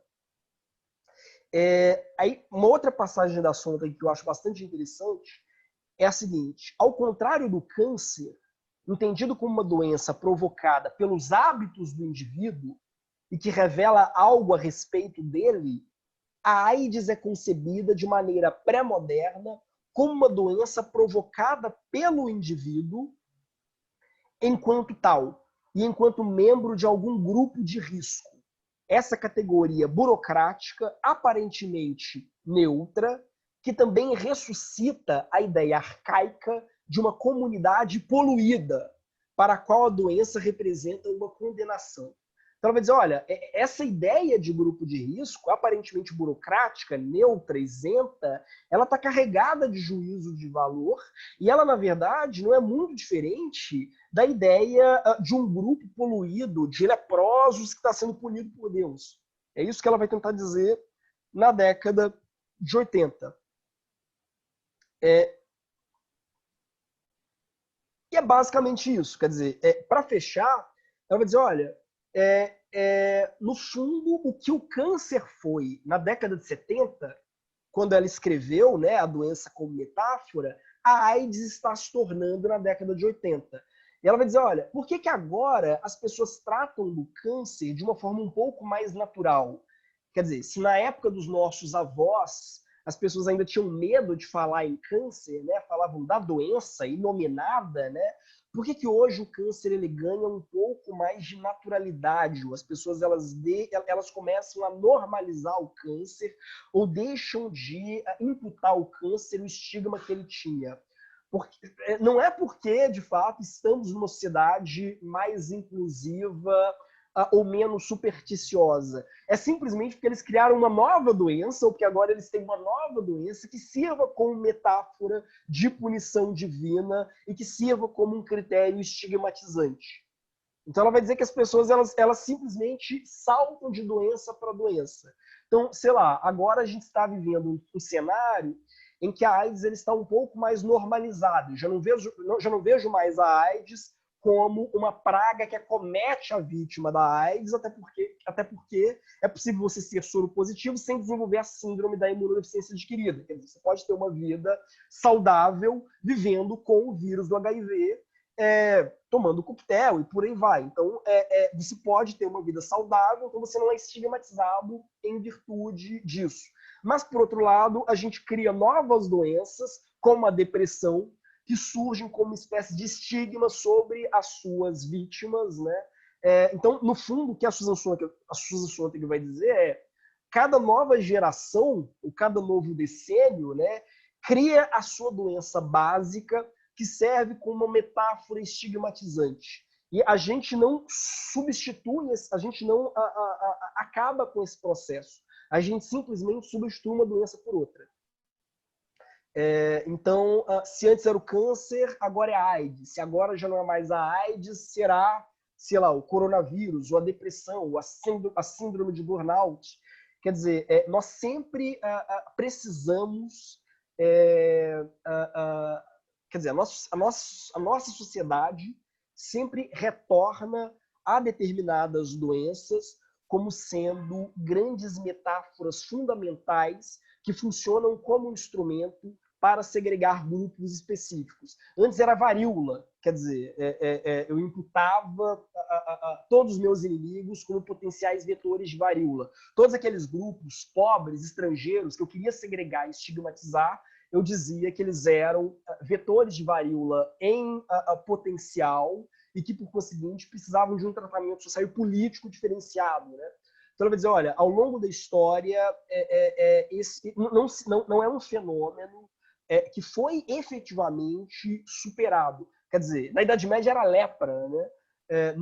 Esse processo ele não foi de fato superado. A única coisa que a gente faz é flutuar ou transitar de doença em doença. Mas sempre, repito, buscando uma forma de transformar essas doenças em símbolos de estigmatização. Bom, basicamente é isso. Peço desculpas pelo adiantado da hora. Eu vou suspender a gravação e vou ficar mais alguns minutinhos para quem tiver dúvidas, críticas, sugestões e por aí vai. Mas é isso, agradeço a todos e espero vê-los na próxima semana para a nossa última aula do curso sobre Naomi Klein e Angela Davis debatendo o coronavírus em específico.